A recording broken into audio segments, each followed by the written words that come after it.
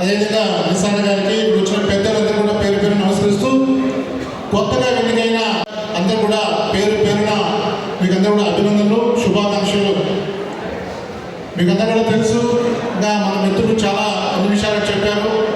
గడిచిన 8 నెలల్లో మనం ఒకసారి కంపేర్ చేసి పోల్చుకుంటే గత 5 సంవత్సరాల్లో మన గౌరవ ముఖ్యమంత్రి జగన్మోహన్ రెడ్డి గారి పరిపాలన ఏ విధంగా ఉందో, ఈ గడిచిన 8 నెలల్లో ఈ పరిపాలన ఏ విధంగా ఉందో ఒకసారి మనం కంపేర్ చేసుకోవాలి.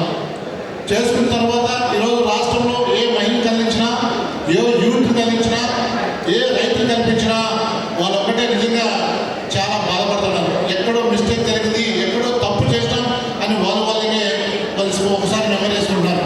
ఇవన్నీ కూడా మనం ఇండికేషన్స్ కూటమి ప్రభుత్వము అట్రోప్లాప్టిస్గా డిజాస్టర్ టైప్ వెళ్తుంది, ఇంకా పైకి లేని పరిస్థితిలో ఉండాలని చెప్పేసి.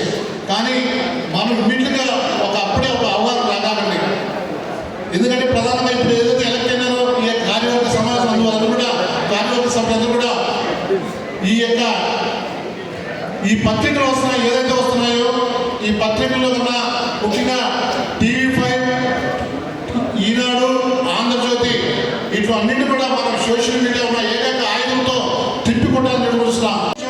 ప్రతి ఇంటికి యావరేజ్గా ఉద్యోగం చేసి ఏ విధంగా శాలరీ వస్తుందో ఆ విధంగా ఇంటింటికి ₹1,00,000 తక్కువ లేకుండా వచ్చింది.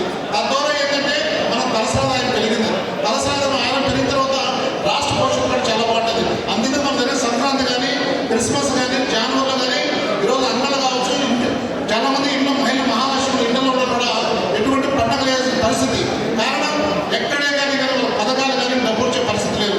ఇటువంటి దొంగగా పరిపాలిస్తున్న ఈ ప్రభుత్వాన్ని కూడా తొందరలోనే కూడా ఉండే ప్రమాదం ఉంది.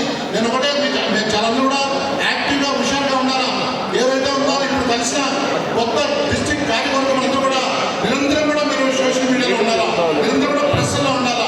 ఇమీడియట్గా ఒకరినొకరు కూడా ప్రతి ఒక్కరు కూడా ఒక్కొక్కరు కలుసుకుంటూ పార్టీ బలోపేతం చేయాలని చెప్పేసి మేము అందరూ కూడా కోరుతున్నాం.